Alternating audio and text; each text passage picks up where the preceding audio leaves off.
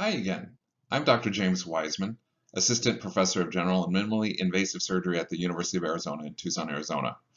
Today we'll be discussing an issue that is quite common within the realm of general surgery, and that is biliary disease.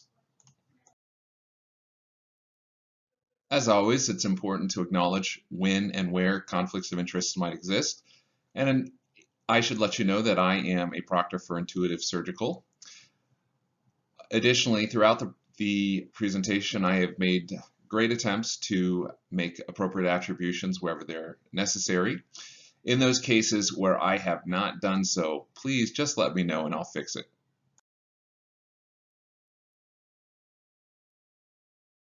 The biliary system generally consists of the liver, gallbladder, and the accompanying ductal system.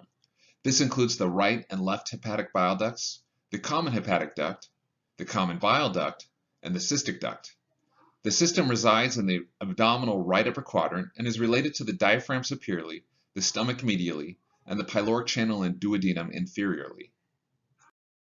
The gallbladder itself is roughly 7 to 10 centimeters in length and sectioned anatomically as the fundus, body, and neck. The flow of bile originates in the liver through the left and right hepatic ducts, which join to form the common hepatic duct. Pressure effects that we will discuss in a moment cause reflux of bile into the gallbladder, where it is stored until needed.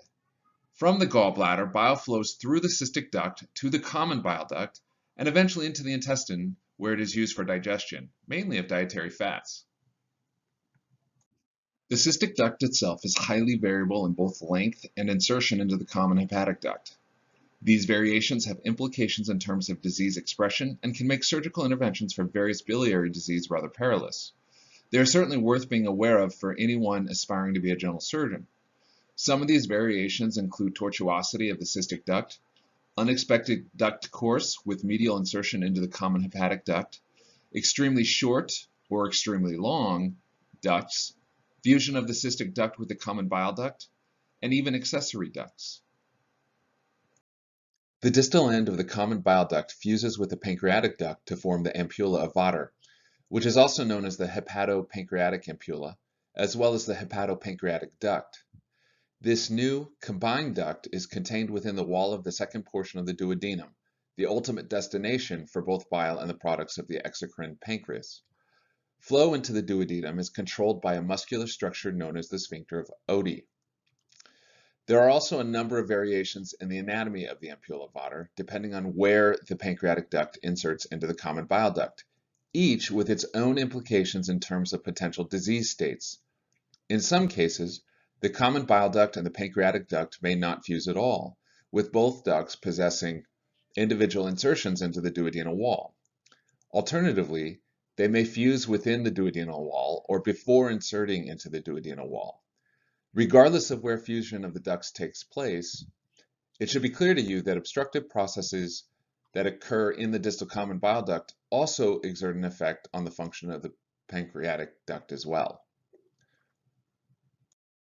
The sphincter of Oddi is a circular structure that resides within the wall of the second portion of the duodenum, although it is anatomically distinct from the intrinsic muscles of the duodenal wall. The sphincter fully envelops both the pancreatic duct and the common bile duct in most cases, and in its default state it remains tonic, inhibiting flow into the intestine. This status also prevents the reflux of intestinal contents into the ampulla.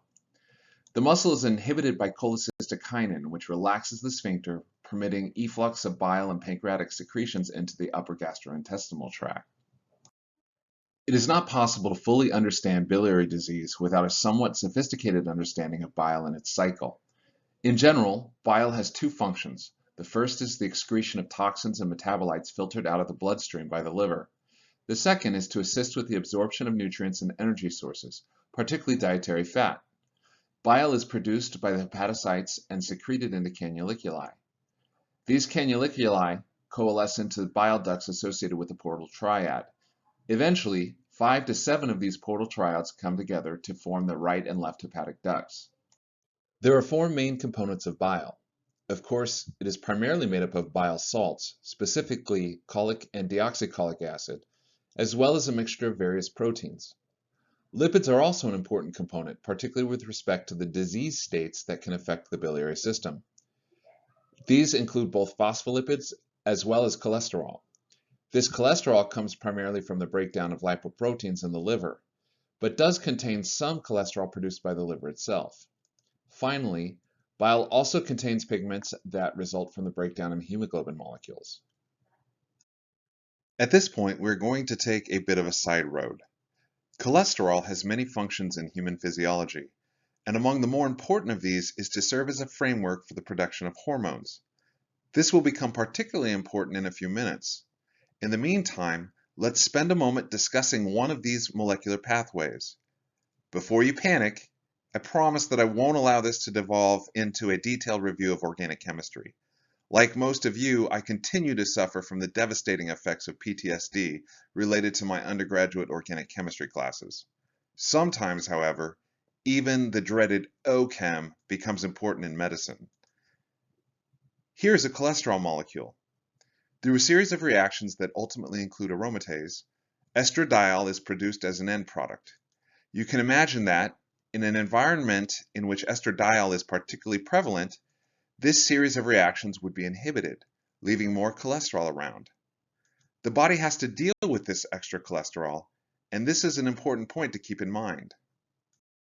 Opposite the hepatocyte to the canalicular border is an anatomic feature known as the perisinusoidal space, or the space of Dicey. This represents the primary location of interaction between the liver parenchyma and the bloodstream, and the site of bile uptake, a key conservational step in the enterohepatic circulatory cycle. In short, this area is designed for absorbing things such as energy sources from the blood, which might also explain why the liver tends to be one of the main locations for metastasis in many cancers. There are a number of factors that influence the flow of bile. From an energy perspective, bile production is an expensive process, so most of these factors serve to stimulate bile flow. These include neural inputs, primarily mediated by the vagus nerve, as well as the hormones secretin and cholecystokinin. In vivo, bile is part of a very efficient recycling process. Bile salts are manufactured from cholesterol in the liver and eventually find their way to the intestinal tract to assist with nutrient uptake. The overwhelming majority of these are taken up in the terminal ileum and returned to the liver bound to albumin, where they are taken up again by the hepatocytes from the perisinusoidal space and reused. In fact, less than 5% of bile salts are lost in excreted stool each day, and even less is lost to urine. This is a good thing, too. Bile salts are powerful detergents and can cause diarrhea when they become concentrated in the large intestine. As I have alluded, cholesterol is a very important character in the story of biliary disease. The lining of the gallbladder is highly efficient at water and sodium uptake. As such, bile can become highly concentrated within the gallbladder lumen, as can cholesterol. Under these conditions, cholesterol will tend to precipitate out, providing us with the basis of the most common biliary disorder. Cholelithiasis, also known as gallstones.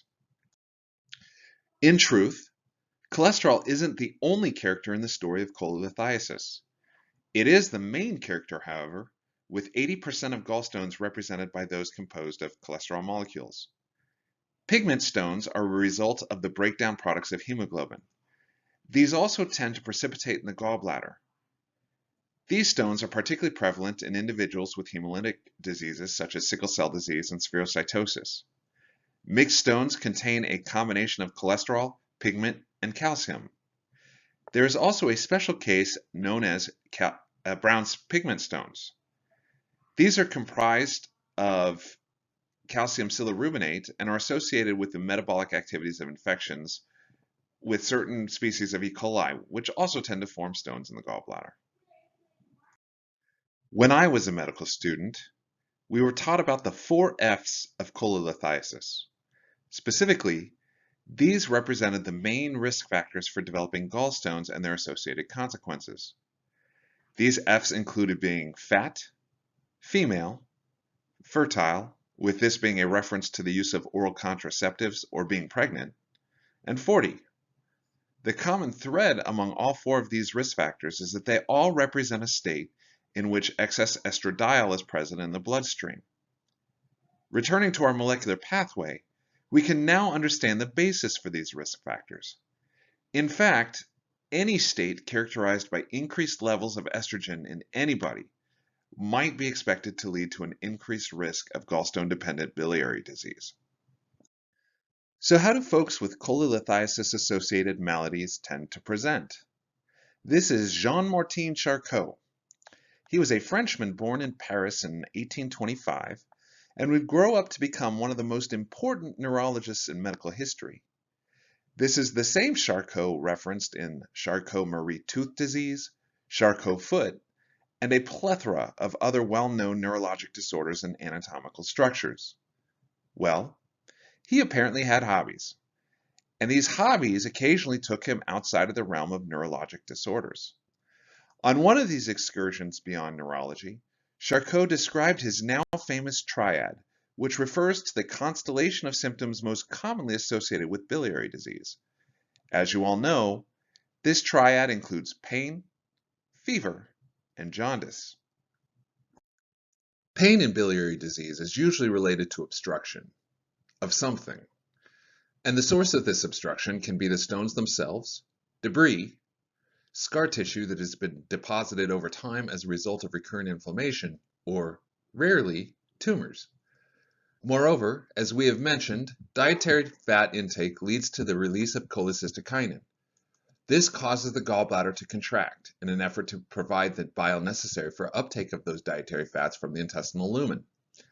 Naturally, contraction against an obstruction would be expected to exacerbate the pain problem. The pain characteristic of biliary disease can be located in either the epigastrium, the right upper quadrant, or both. Sensory innervation of the abdominal organs originates in the celiac axis, and therefore pain can be referred to this area. Inflammation of the parietal peritoneum overlying the gallbladder yields localized pain in the right upper quadrant itself. In the case of cholelithiasis, recurrent pain is known as biliary colic. The presence of stones is suggestive of bile stasis within the gallbladder lumen, and the obstruction caused by these stones can worsen the stasis. This stagnant bile makes a great medium for any bacteria that may be present, and these bacteria may thrive, eventually overwhelming the ability of the gallbladder to resist infection. When this occurs, we call the disease process cholecystitis. The so-called Murphy sign is a finding specific to cholecystitis. While deeply palpating the abdomen in the right upper quadrant, the examiner asks the patient to take a deep inspiration. As the diaphragm pushes the liver down, it will bring the inflamed gallbladder into contact with the examiner's hand. This causes pain, and the inspiration will spontaneously stop. That is Murphy sign. In the presence of biliary colic without inflammation, there are no consistent reproducible physical findings. The etiology of fever in biliary disease is fairly straightforward. Inflammation of the gallbladder results in the release of pro-inflammatory cytokines. These are responsible for the onset of fever commonly seen in infectious biliary pathologies. Yellowing of the skin and mucous membranes, also known as jaundice, results from the backup of bilirubin in the bloodstream.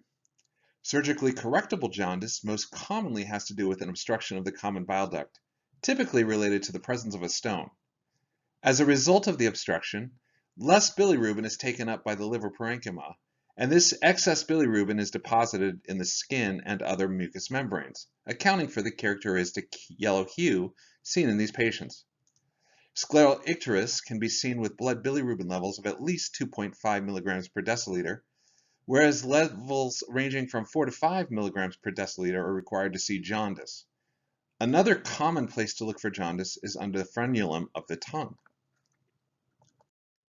As mentioned, the presence of jaundice in cholelithiasis requires an obstruction of the common bile duct or common hepatic duct, meaning that modestly elevated bilirubin levels, such as those that can be seen with severe cholecystitis, are insufficient to yield this clinical finding.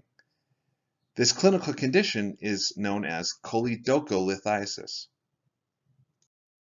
A related constellation of symptoms is known as Reynolds' pentad, named after the Bronx surgeon Benedict M. Reynolds, who originally described the phenomenon in 1959.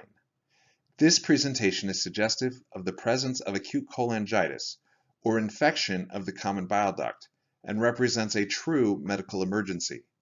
The clinical picture is one of the few biliary diseases in which all three elements of Charcot's triad, that is, right upper quadrant pain, fever, and jaundice, are all present. In addition, Reynolds' pentad includes hypotension or other clinical findings associated with shock and altered mental status. Other symptoms of biliary disease are both less common and less specific, meaning that while they may be present concurrently with biliary disease, it is not necessarily clear that they are the result of the biliary disease itself. These include nausea with or without vomiting, a general feeling of abdominal bloating, heartburn or other reflux-like sensations, and a general intolerance to dietary intake of foods with high fat content. Laboratory studies are quite helpful in determining both the presence of biliary disease as well as providing clues as to which specific biliary disease might be implicated. For this reason, any patient presenting with suspected pathologies of the gallbladder or other components of the biliary system should have several lab values evaluated. First, a complete blood count should be obtained. The presence of a leukocytosis could be suggestive of cholecystitis or cholangitis. Similarly, thrombocytosis might be seen, as platelets are an acute phase reactant and tend to increase in the setting of systemic inflammation. Second, liver enzymes and liver function tests, collectively known as a liver function panel, should also be reviewed. Elevations in the ALT and AST are known as a transaminitis and can be seen with cholecystitis, choledocholithiasis, or cholangitis. Hyperbilirubinemia, or elevations in serum bilirubin levels, is also a helpful clue. This can be seen with severe cholecystitis, although in this disease the hyperbilirubinemia is typically fairly modest. Conversely, significant hyperbilirubinemia is one of the core findings with choledocholithiasis, and certainly in cholangitis. Finally, serum amylase and lipase should also be obtained, particularly when significant epigastric pain is present. Elevations in these values indicates the presence of acute pancreatitis. Classically, the pain associated with acute pancreatitis radiates to the central back, which is explained by involvement of the celiac nerve plexus in local inflammation. While pancreatitis has other causes than gallstones, biliary pancreatitis is the most common cause of pancreatitis in the United States. Any finding of chemical pancreatitis without the presence of other risk factors, such as alcohol abuse or severe hypertriglyceridemia, should prompt an investigation of cholelithiasis as the inciting source. Imaging studies are a mainstay in the diagnosis of surgical biliary disease, and the most useful is undoubtedly selective ultrasonography of the right upper quadrant. Despite being dependent upon the experience and skill of the sonographer, ultrasound enjoys high sensitivity for the presence of gallstones and even cholecystitis. An adequate right upper quadrant ultrasound should offer a clear view of the common bile duct such that the diameter of the duct can be reliably measured. Dilations of the common bile duct, meaning diameter greater than 8 to 10 millimeters depending on the age of the patient, might be suggestive of choledocholithiasis, and sometimes a stone within the common bile duct can actually be seen on ultrasound. Ultrasound can also distinguish between the common bile duct and the portal vein by detecting flow through the structure. The gallbladder is easily identified on ultrasound, and stones appear as hyperechoic masses with a characteristic shadow created due to the inability of the sound waves used in ultrasonography to create an image of the back side of the stones. Other clues that are more suggestive of the presence of cholecystitis rather than simply cholelithiasis are gallbladder wall thickening and pericholecystic fluid, which is not pictured here. Pericholecystic fluid will look like a black band identical to the appearance of the gallbladder or portal vein lumen on ultrasound and is presumed to be edema related to inflammation. A right upper quadrant ultrasound report will frequently comment on the presence or absence of something called a sonographic Murphy sign. This is the equivalent of the Murphy sign detected on physical exam that is elicited by the pressure exerted by the sonographer as they obtain the ultrasound images. Distinguishing between different types of lesions seen on ultrasound is often inferential, but based on fairly reliable rules of thumb. Hyperechoic lesions that move with positional changes are likely stones. Conversely, Lesions that do not move with gravity are presumed to be polyps or even tumors depending on several other imaging characteristics.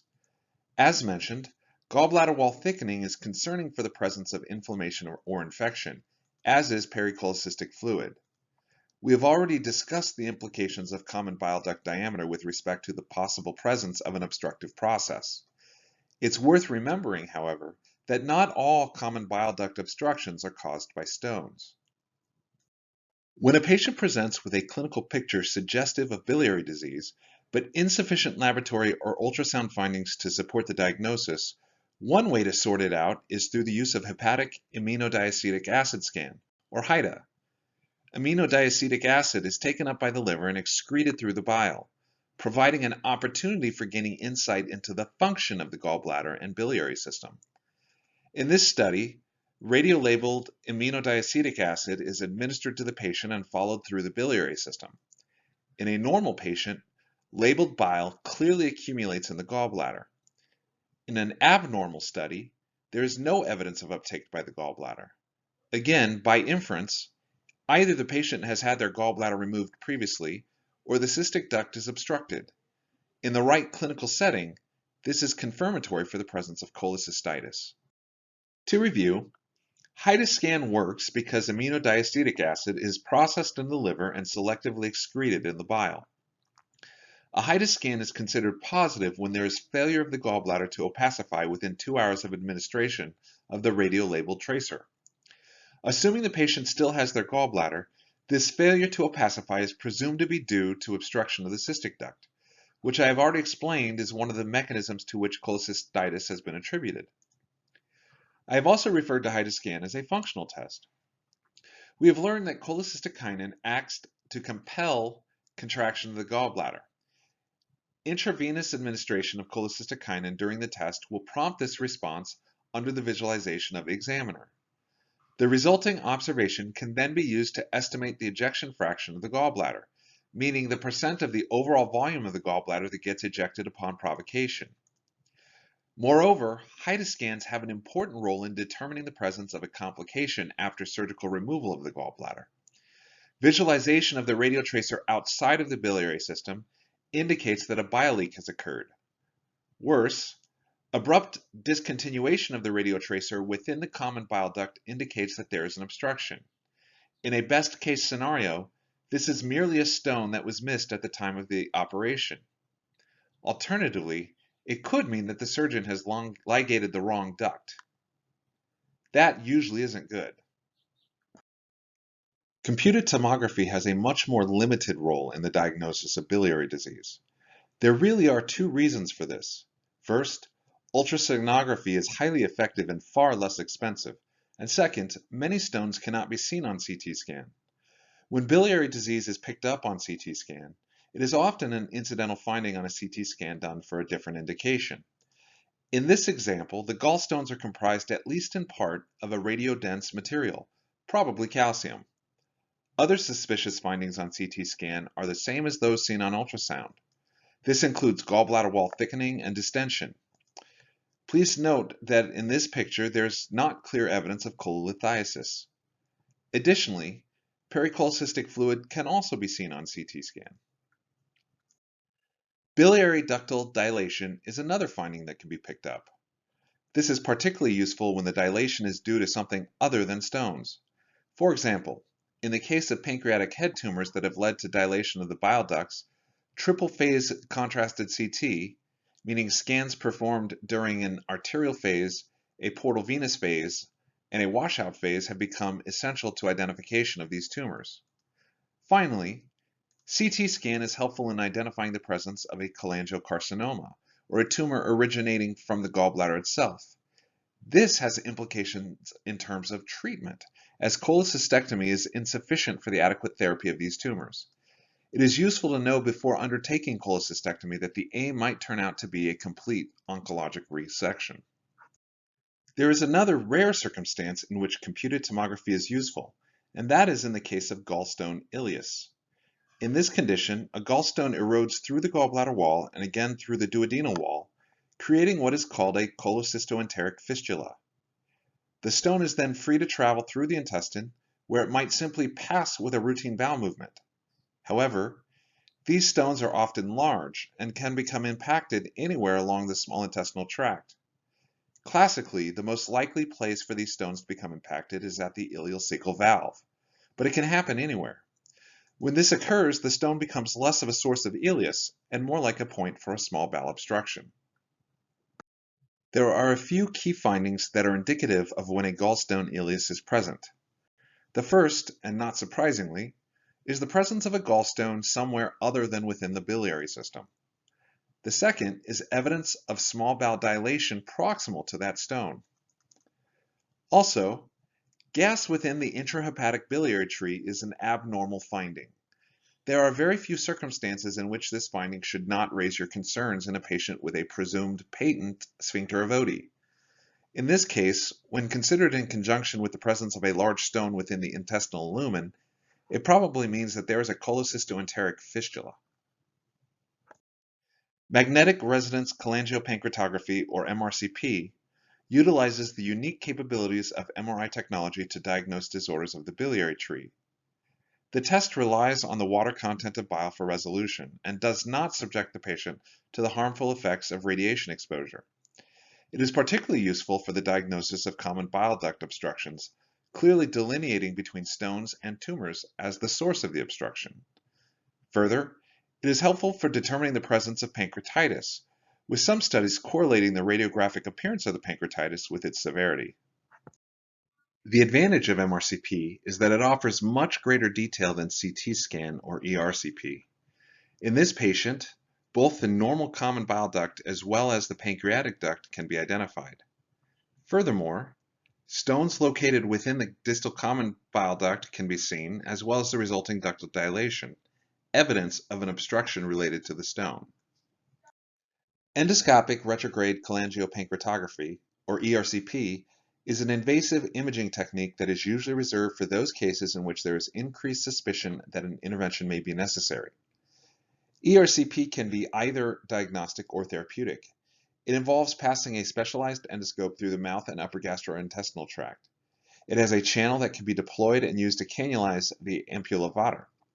Contrast is then injected through the channel, yielding valuable diagnostic information. Tools can also be advanced through the channel, which can then be used to clear any stones or debris from the common bile duct. Moreover, a sphincterotomy can be performed using the scope, whereby the sphincter of Oddi is cut on one side, facilitating passage of any remaining stones or debris. More advanced maneuvers include the placement of stents, which can help seal biliary leaks after cholecystectomy, or allow bile to bypass obstructions from stones too big to remove, tumors, or other benign strictures. On the left is a normal ERCP, free of filling defects within a non-dilated common bile duct. Contrast that with the image on the right, which demonstrates a filling defect in the distal duct. The filling defect represents an area in which contrast is excluded, presumably caused by a stone in this case, given the size and the shape of the defect. Note also the marked dilation of all ductal structures proximal to the filling defect, suggesting that the stone is overlying the opening to the ampulla, obstructing the flow of bile. In the image, the stone has been dislodged by the scope channel. There are some other biliary diseases that you should be aware of as you progress in your medical school career. We have already mentioned biliary pancreatitis, the most common cause of acute pancreatitis in the United States. The mechanism of this disease is probably multifactorial, related at least in part to increased pancreatic duct intraluminal pressure due to obstruction. A second possible mechanism is that proteolytic enzymes produced by the pancreas are secreted as non-functional proenzymes. For example, the non-functional proenzyme trypsinogen is produced in the pancreas and secreted as part of its exocrine function. Activation occurs in the duodenum after cleavage of the proenzyme by enteropeptidase, and the newly formed proteolytic enzyme trypsin can now digest dietary proteins.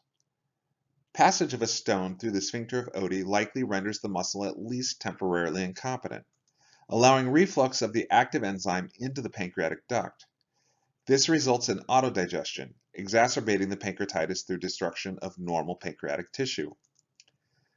Biliary dyskinesia, as the name suggests, refers to dysfunctional motility of the gallbladder. One possible mechanism for this is the replacement of intrinsic muscle with scar tissue following recurrent episodes of subclinical inflammation. The loss of muscle mass results in decreased contractile strength. Diagnosis is achieved with the use of HIDA scan, which will demonstrate an ejection fraction of less than 35% within 20 minutes. One common finding at the time of HIDA scan in patients with biliary dyskinesia is the reproduction of their pain with the administration of intravenous cholecystokinin. Sphincter of Oddi dysfunction is a rare diagnosis and one whose existence is subject to a great deal of debate. The condition was granted some modicum of legitimacy in 2016 with the publication of the Rome criteria to standardize the diagnosis of the disorder. Patients with suspected sphincter of Oddi dysfunction typically report biliary tract pain and recurrent pancreatitis despite normal liver enzymes and liver function tests. The proposed mechanism involves either a structural or functional abnormality of the sphincter mechanism. Structural abnormalities may include those induced by scar tissue after trauma or an initial episode of pancreatitis. Functional abnormalities may include spasticity of the sphincter, and the condition can occur in cases where dysmotility is documented elsewhere in the gastrointestinal tract. The diagnosis should be suspected in the presence of biliary pain and a common bile duct diameter of greater than 1.2 centimeters. Manometry can be used in diagnosis and is confirmed with sphincter pressures in excess of 40 millimeters of mercury. Additional evidence of the existence of sphincter of Oddi dysfunction is the observation that more than 90% of patients will experience at least partial symptom relief following endoscopic sphincterotomy or surgical sphincteroplasty. Primary sclerosing cholangitis is a progressive and often devastating disease of the biliary tree. The condition is not completely understood, but likely has an autoimmune component, as it can be seen in conjunction with other autoimmune disorders. It is characterized by recurrent inflammation of the biliary tree, leading to progressive scarring. In turn, this results in widespread stricturing of the biliary system. Eventually, the disease progresses to cirrhosis and liver failure.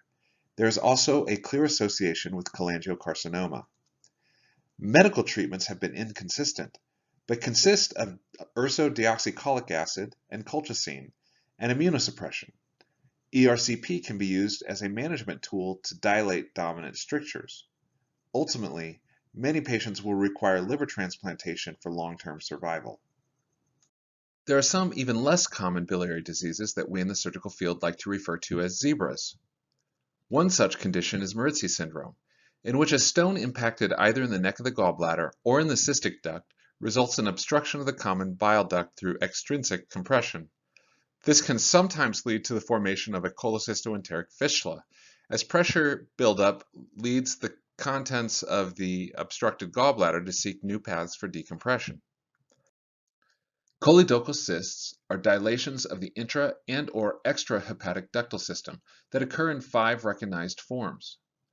Type 1 is the most common and represents diffuse dilation of the extrahepatic common ducts. Type 2 is a saccular dilation that can resemble an accessory gallbladder. Type 3 refers to concentric dilation of the intramural common bile duct, forming a lesion known as a choledococele. A type 4 choledochal cyst occurs when there are multiple cystic dilations of both the intra- and extrahepatic ducts. Type 5 is also known as Caroli disease. It consists of multiple cystic dilations of the ductal system, but is limited in this type to the intrahepatic ductal system. Treatment of choledochal cysts depends on the type. In all cases except type 3, these lesions are associated with increased risk of malignancy, which also informs treatment strategies. Types 1 and 2 require complete excision of the cyst with reconstruction by sewing the remnant duct to a limb of small intestine. Type 4 requires the same with additional removal of the liver lobe with disease involvement if possible. Caroli's disease is sometimes amenable to removal of the involved liver lobe, but often requires liver transplantation for adequate treatment. In the case of choledochoceles, endoscopic drainage may be adequate. Polyps are usually discovered incidentally. Cholesterol polyps result from the deposition of cholesterol within the wall of the gallbladder and do not show malignant potential. Adenomas, by contrast, do have some malignant potential. Unfortunately, the two cannot be reliably differentiated on imaging. Cholecystectomy for polyps is indicated when they are larger than 1 centimeter in greatest dimension, or when they demonstrate measurable growth within a short period of time, usually less than a year. Additionally, cholecystectomy can be performed when cholelithiasis is also present, even if asymptomatic. Surgery is also warranted when diagnosed in patients older than 60. Of course, cholecystectomy should also be performed if it can be reasonably established that the polyp is the cause of biliary symptoms. The mainstay of treatment for biliary disease is surgical removal of the gallbladder, which is by far one of the commonest operations performed in the United States. For biliary dyskinesia and mild biliary colic, a trial of dietary modification is reasonable prior to proceeding with surgery. Of course, surgical intervention is dependent upon the fitness of the patient to tolerate the procedure. Any patient who presents with evidence of cholecystitis should be started on antibiotic therapy. Again, in reasonably healthy patients, cholecystectomy is usually performed during the same hospitalization. In the case of choledocholithiasis or cholangitis, initial administration of antibiotics is essential. Priority should be given to clearance of the obstructed duct, which is usually accomplished through ERCP. If ERCP is not feasible, for example, in patients with unusual intestinal anatomy related to prior surgeries, surgical common bile duct exploration can be performed either laparoscopically or through a traditional open approach, although this is rare in modern times. Following clearance of the duct, cholecystectomy is usually performed in fit patients to avoid recurrence of the obstruction while the duct remains dilated. The treatment of biliary pancreatitis sometimes includes the administration of antibiotics if it is suspected that the common bile duct remains obstructed. Otherwise, care is supportive while the pancreatitis resolves. Again, cholecystectomy is usually performed during the same hospitalization in fit patients to prevent recurrence of the pancreatitis in the setting of an injured pancreas.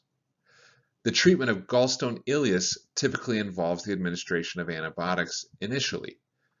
Surgical exploration of the abdomen is necessary to relieve the bowel obstruction. Cholecystectomy can also be performed at the initial surgery, but is rendered much more perilous by the presence of inflammation related to the cholecystoenteric fistula. Many surgeons prefer to perform cholecystectomy at a later date, once the inflammation has abated.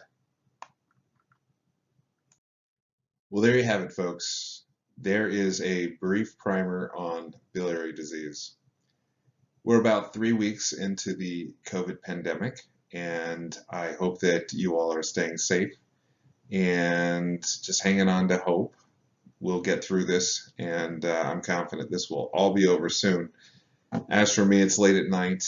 I'm tired, and I've sort of mailed it in on my video appearance for this last slide, wearing my hat, unshaven. You're welcome. At any rate, thanks for your attention. I am looking forward to our in-person session, and if you have any questions, my email is here. Feel free to email me, and stay safe out there, folks, and take care of each other.